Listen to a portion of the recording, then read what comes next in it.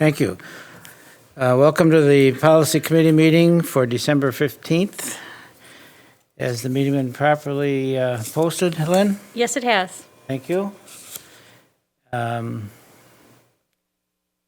This time, let's take a roll call, if you can, Lynn. Take a roll call. Oh. Bill Baumgart, Here. Diane Boyd. Here. Corey Montijo. And Corey may be excused. We're waiting to find out something, so that's why I wanted to do that. Okay, opportunity for public to comment. I see none in the room. You haven't heard of any, Lynn? None. Okay. And at this time, we would have the approval of the minutes from our, got the date. November 17th? I'm so November, moved. there it is, right in the bottom here, I wrote it. Okay, I make the motion to approve the minutes as presented from the November 17th meeting. okay, at this time, I will second that motion. And did you find anything in there you want to point out, or, oh, I didn't either, okay. All in favor, please say aye. Aye. 2-0, Lynn. Yeah, 2-0, Lynn. Okay, we do have a number of items this evening. We have a couple action items in the category we generally refer to as the legal category, where something is given to us that we really have no debate over, that we're going to accept it. We do that with the committee meeting itself, notifying the full board as necessary. So the first policy in question here is the English, is 2260.02, the English language proficiency. Pull that up. Proficiency policy and guidelines are being merged into just the policy. So we, based off of a legal update from PI 13.5, so we are building the guidelines back into policy. So you can see in the policy all the addition of green. That was the administrative guideline, which is just duplicate.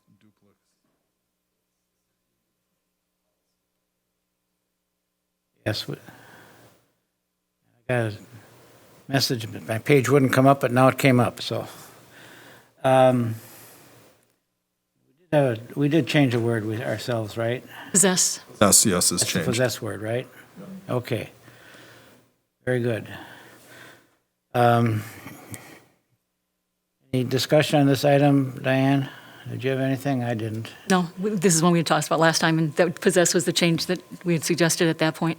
We did change that in that first paragraph, actually, right? Yeah. Read first paragraph. And everything else is as it should be. Okay, would you make a motion on it, please? I move to approve the recommended changes to policy 2260.02, English language proficiency. Thank you. And I will second that motion. Further discussion?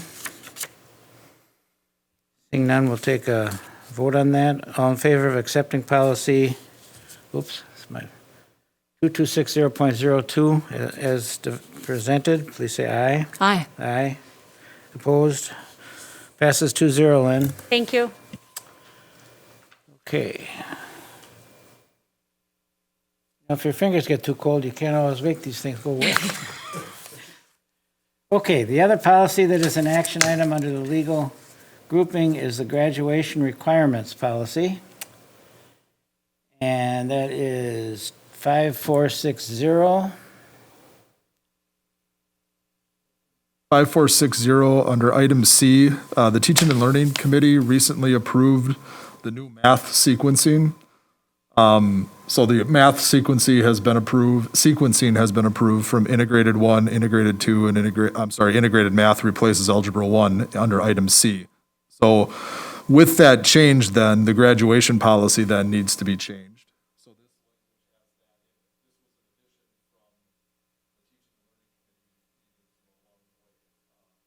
Board has already approved the change. We just added it in a policy. And then the legal change is the underlined green. The board may waive graduation requirements except for the core requirements and exceptional cases to suit the subject to administrative code.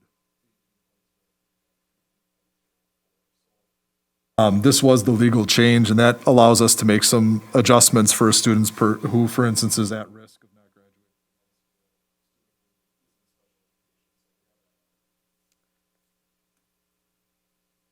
Okay. And again, this is what we call legal policy. We have a problem? Losing your volume? Okay. We're fine. Okay. Here. Diane, anything on, I lost my number again. The motion first or Yep. discussion first? Oh, we have, actually, we have, I skipped a page. We have only one policy there. Graduation requirements, 5460. Motion?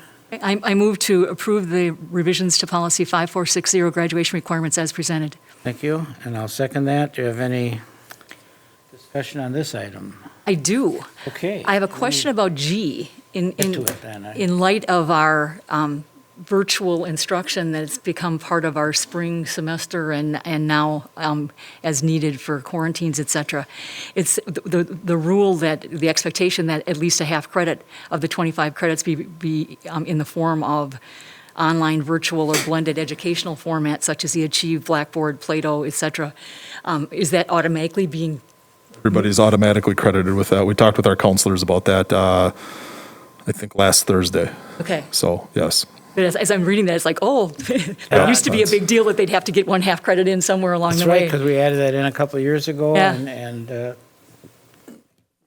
kind of forgot about it. Now everybody's. Yep, the pandemic has Covered taken your care of thing. this one for us. Exactly, exactly. Probably more than they want. Yeah, we won't have to address this topic for 4 more years at the secondary level should we resume normal instruction next school year. So everybody's covered then. Yeah, okay, Freshman that's what I through thought. I just wanted to check that because of the context of it.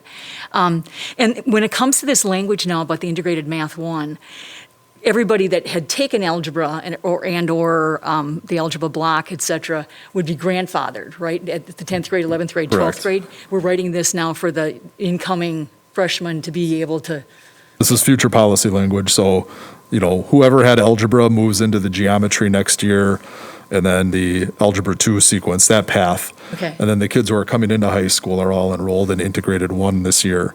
And then, so everybody will be integrated 1, they'll have that as the requirement. And then the following year, then, they'll be integrated 1 and integrated 2. And then integrated 1, 2, and 3 the following year. So the policy then will adapt from a math sequence each year over the next 3 years So it will until be coming integrated back 1, 2, and 3, correct? for Yep. 3 times. Okay, that's what I was wondering. And is that integrated math option available then for the 8th graders as well? Have to check with the teaching and learning committee on that. What was the question, The- Diane? We Dan, what Originally, it was just the grandfathering idea, but now it's just, will this integrated math be offered for 8th graders as well as one of the electives, or one of their opportunities to be able to start earning high school credit at if the you were advised in a situation where they completed everything. Advanced they're math. Moving on, yeah, I don't know if we talked about that, but I would bet you we will. Yeah, we'd have to see. I put know, that in here. I know for the kids who are, for instance, on an advanced track in math this year, students who are taking algebra this year, their freshman year, then they would join the geometry cohort that then would go geometry, algebra 2, and so on through school. I don't necessarily know how that's going to flesh out in the years to come. Okay, I was just wondering, because I know there are students that do start the accelerated approach already in the middle school. It wouldn't impact this particular policy, I don't think. You're talking about how we're no. handling it at T&L, and that's a question that can be raised with them, so if I remember, Okay. I'll do that. Excellent. Anything else? No, I was just thinking that this is one of the most important policies that we actually have control over as a school board. Yep. So, Okay, so at this point, no further discussion. We can seek a vote. We have a motion on this one already, right? Mm-hmm. 460, all in favor, please say aye. Aye. Opposed? So we're 2-0 again, Lynn. Thank you. Thank you. Great. Okay, which brings us to E. This is where we have recommendation. Oh, this is one we've talked about repeatedly, so. Yep. 3122.01, drug-free workplace. And that's for the staff and professional staff, and then 4122.01 for support staff. Now I can pull this up. Policy, we've talked about it going back, I think, to April. At committee, the language that you have in front of you is what we settled on adding. The first edition is that that's a long-established language around drug policies. And then the other part that we settled on was each staff handbook will include a summary of the standards regarding unlawful possession, use, so on and so forth, and that CBD products are prohibited on district grounds and at school events. So, those were the ads, along with the superintendent shall establish whatever programs and procedures are necessary to meet federal staff. And we talked about this as recently as last month. Correct. And I said, at that time, we determined we could bring it forward for this evening for approval. Diane, do you have anything to add at this point? Well, I just took some time and looked up the CBD products that are, that being bolded kind of just stuck out at me. And so I went back to look at what CBD things are legal in Wisconsin. And I did some research on the fact that we have 2 Waukesha CBD shops in place.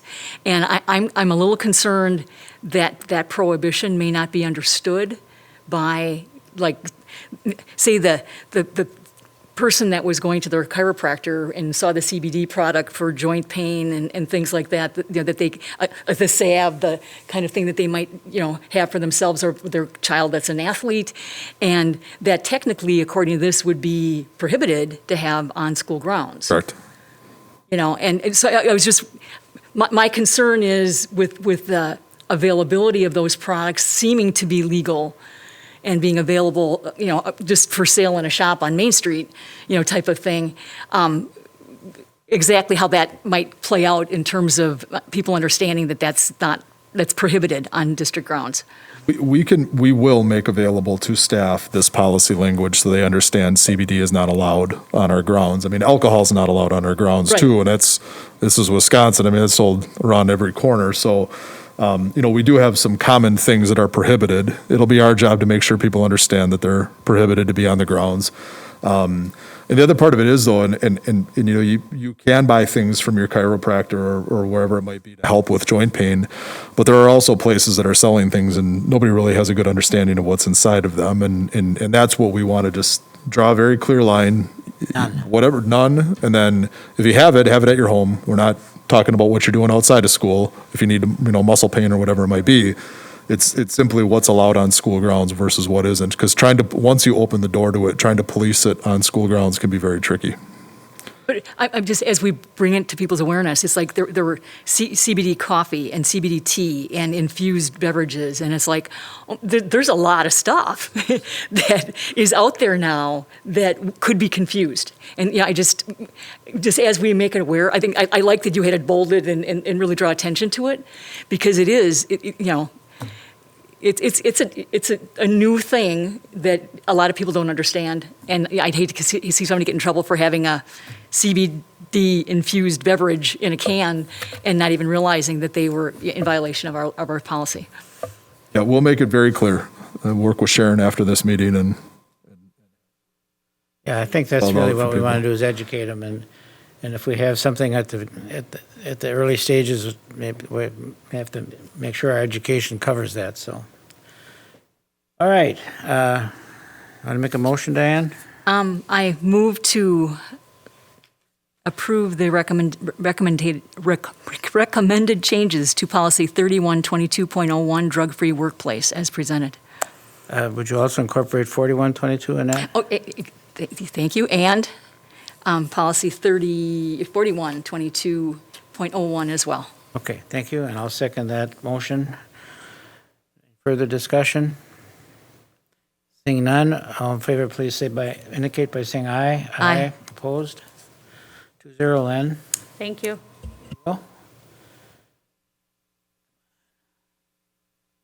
Okay, that was D. Section E, action item, new approval for committee to move on to the full board for final approval. This is, we mentioned this one last Wednesday, as I mentioned, 6147 debt management and 6145 borrowing, that one is to be deleted. So really, we are incorporating these together, and I should get myself. Debt management policy incorporates fraud and the other areas that we were, I'm sorry, not fraud, That's borrowing. another Borrowing one, was the yeah. policy. And so we now have a much more comprehensive debt management policy than just talking about borrowing, which Darren was very supportive of, as were our auditors when we got our last audit finding. That's also worth mentioning, is before these come to us, they go through that particular unit of our district to be, I guess you could say, vetted as to whether they can live with this. And that's what we've done. Darren does that for this one. We've been through that process. We've mentioned at the previous board meeting, and we are now, if we approve it, we will take it to the full board in January. Any comments? Nope, I'm ready to make a motion to Okay. approve the new policy number 6147 on debt management and deleting the policy number 6145 on borrowing as presented. Okay, and I'll second that. Any further discussion? Seeing none, we will then seek approval of the new policy 6147, the deletion of 6145. All in favor, please say aye. Aye. Aye, opposed? 2-0, Lynn. Thank you. Thank you. Okay.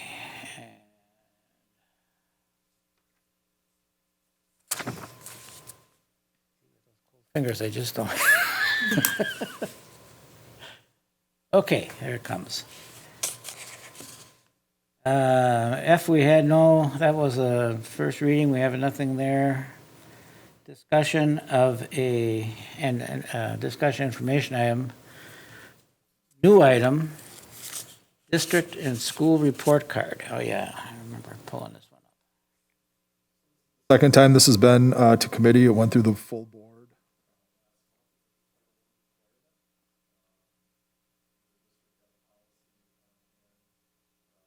Falls within the accountability report provisions.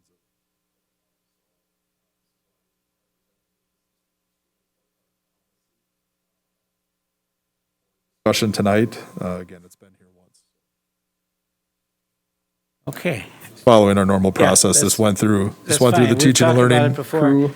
I guess, I forgot where it was in here, but the idea, of course, is to get this into a language that people will understand. Right? Is this the one that talks about that? Understandable and uniform format that is developed in consultation with parents and accessible to persons with disabilities and to the extent practicable in a language that people can understand. Correct. And I guess, how does this differ from the current, what we call report cards? Is this the same one? This is under Title I. So the current report card is under the DPI, and it reports out on student growth, student achievement, reports out on our demographics, our efforts towards closing the achievement gaps. This one's a little bit more comprehensive than what was the regular school report card that we're accustomed to. And anticipate, that this will be more finalized in the months ahead after the policy is approved. We are continuing to work on our Title I area for data collection and reporting out and our work. I know we've got some schools that are currently under monitoring and with the state due to some academic needs of students. Okay. So, and this policy merely says we have to do this. We don't have the report card in place yet, is what you're saying. This is the recommended legal update. Comes from title. Okay, got it. Diane, did you have anything specific on this one? It looks like it's very detailed, very comprehensive. thorough. You know, and one of the things I thought was interesting is that we had just talked about not having post-secondary enrollment and, you know, some of those sorts of things on the other report card, right? But it's still going to be in here. So I thought that was just interesting that, you know. That was the dashboard type of a thing. Yeah. I thought it was interesting to include educator qualifications as being like an upfront kind of idea out there, and the per student expenditures, you know, which as we're looking to you know, to quantify the cost of special education within the district, that information should be pretty readily available then because of this Title I report card, you know, the cost of those services that we're providing. And, you know, some real serious concern about the FERPA requirements, the family education rights and privacy kind of idea that, you know, which it sounds like they've got a lot of things incorporated into their plan of what they're trying to put together. Thorough. Are we taking a committee meeting vote on this one? This is a new policy. This is the first time it's been at committee. It'll go to the full board as discussion, then back to committee for action, and back Okay, to the full board. Yeah, we have two is the first reading of sets of new policies tonight in two different places in the process. So this is just First time at discussion. committee, I Yep. apologize. Okay, Misspoke. that makes a little sense. Okay, nothing more on that one then. No action required. So certainly if the committee has any questions after the meeting and you want us to reach out and do some work on this between now and the board, well, seems a long way off, but it's a few weeks away. Next year. You know, we certainly could do our homework on it, and bring further information, forward as part of the, summary to the whole board. And then it'll be back to committee the following month for more discussion, or in January, and We have then, a reading by the board next month, followed by another reading by us where we will approve bringing it to the board. correct, and then the policy, if everybody approves, the policy will be on the books then in February. No urgency, anything urgent there. So like sometimes we had to hurry things along. Yep, there's no, I mean, obviously the urgency to try to get through this, but no reporting requirement for us Right. anytime sooner. It doesn't really say when that report would be required. Would it be a spring of the year kind of thing, or? Don't have that information for you right now, but we can certainly The get question it. maybe, you know, like that I would find interesting to know, because they do want to include the 4th and 8th grade math and reading tests. So it'd have to be after that information's been, you know, determined, you know, the test given and the processing done. And when would that become available? There's a lot of points along this, a lot of parts of this report that are finalized throughout the school year. So it would be kind of when's the final submission and public notice, because, you know, you look at the CRDC report, that happens during a certain window. Post-secondary enrollment rates for each high school, you'll find that information out at different times. So it's going to be ongoing, I The think. elements are coming out, it's not like a one-time piece of paper. Correct. And we can certainly look into when that's available. It may be like a following year report. So we get through the 2021 school year, and then the report for 2021 is available at the beginning of the 22 school year, for instance. That would make sense. You're always doing a look It's back. kind of a look back at the previous year. We'll have to do some homework on that. This is required with Title I. Title I requirement, yes. Put this policy, is the words we're looking at tonight, are those from Neola? They are from Neola, and they've gone through our teaching and learning department. They've had the eyes of the folks who work with title on it. So we've run this through the appropriate folks in the district. But we can assume that Neola has already covered some of this with the government. They've covered all of it with the government. I mean, they're getting their legal update and drafting this policy with their attorneys based off of that guidance. Good. Good example. Brought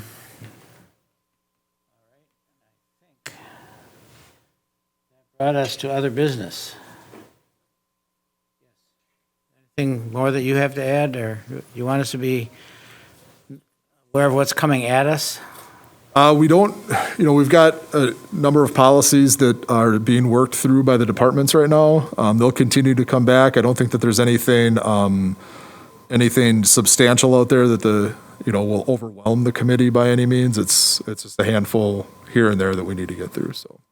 Not like they got 50 of them sitting on Lynn's desk from Neola that we got to work on. Oh, no, we got through a number of them a few months back when there were those minor changes, and that was the bulk of this policy batch was just those minor changes. Actually brought quite a few through in the last 2 Yeah, months. dozen or so yeah. at the last meeting. All right, anything additional?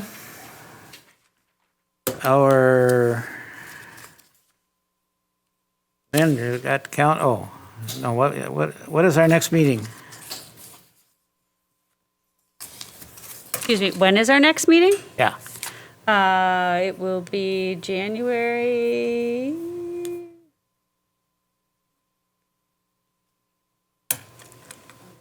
Pulling up my calendar, sorry.